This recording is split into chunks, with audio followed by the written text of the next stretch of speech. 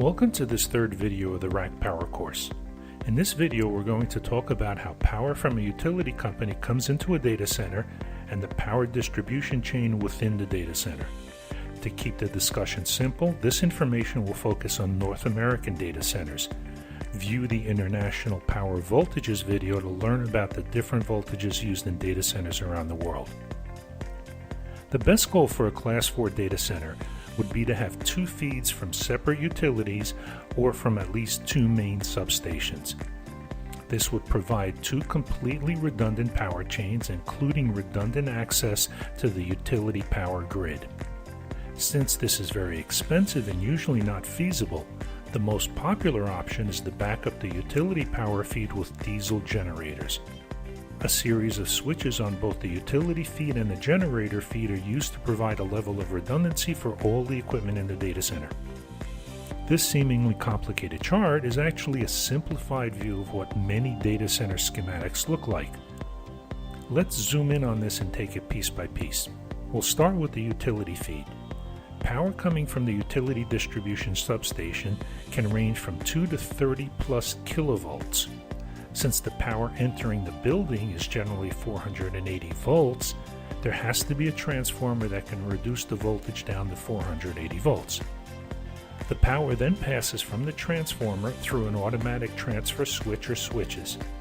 The purpose of this switch is to sense when sufficient power is no longer coming from the utility due to brownouts, blackouts, or short-term power fluctuations. If the utility power is interrupted, the automatic transfer switch will signal the backup generators to turn on. The generators will start powering up to deliver electricity for the data center equipment. Many power disruptions can be under 3 seconds, so a data center operator will not want the generators turning on needlessly. Also, it takes a little bit of time for the generators to completely power up and reach a stable level of power output. To bridge the gap between when the utility power stops to when the generators are delivering full power, we have a standby power source called an uninterruptible power supply, which is known as UPS. The standby power provided by UPSs is known as ride-through power and can be either a battery or a flywheel system. Both systems store a specified amount of energy to span the time between utility power outage and generator power startup. The flywheel UPSs, when used in series, can generally generate sufficient power for at least a few minutes. Battery systems can provide power for longer durations of 15 minutes or more. There are benefits and drawbacks with both types of systems. After utility power is restored and stable, the automatic transfer switch switches back to the utility feed and shuts off the backup generators. The UPSs then recharge their energy storage capabilities. The power from the UPSs is usually wired to the power distribution units, frequently referred to as PDUs. Note that these very large PDUs are not the same as the rack PDUs we'll reference later. In these videos, I'll refer to these large PDUs as floor PDUs to differentiate them from the rack PDUs. The floor PDUs transform the power from 480 volts down to either 400 or 208 volts. Older data centers were built with 208 volt power, whereas most new data centers are using 400 volt power. The reason for this development will be covered later in another video.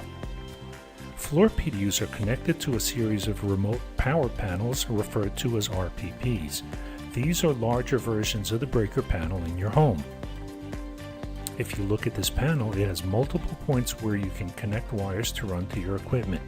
These points are called poles. There are panel boards that can have 168 poles. If you're delivering three-phase power to the rack, then you would connect an electrical wire to 3 separate poles. These 3 wires are within a conduit that's called a whip, and these whips run under the raised floor of a data center. At the end of the whip is the outlet box. Each rack should have 2 outlets from 2 different RPPs attached to 2 separate UPSs as part of a redundant power chain.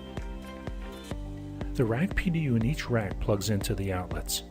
Most servers now have 2 power supplies, and it's important to plug each power supply into a different rack PDU. This way, if a UPS should fail, then the connected floor PDU and RPP will fail, and one rack PDU will fail.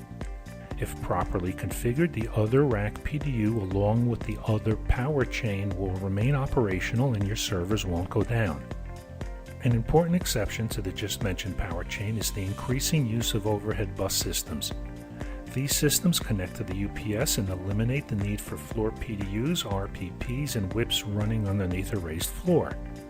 Instead, the overhead bus systems have sophisticated channels running over the racks and other equipment.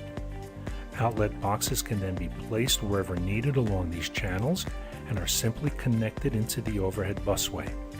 The rack PDUs are then plugged into these outlet boxes above the racks. This has been a very simplified review of the power chain within a data center. Many of the topics that were briefly mentioned here can be the basis for extensive discussion by themselves. The most important takeaway from this video is that to have reliable, redundant power for your servers in the racks, there are many sophisticated pieces of equipment that need to be properly configured. The next video in this series will discuss the range of voltages used in data centers around the world.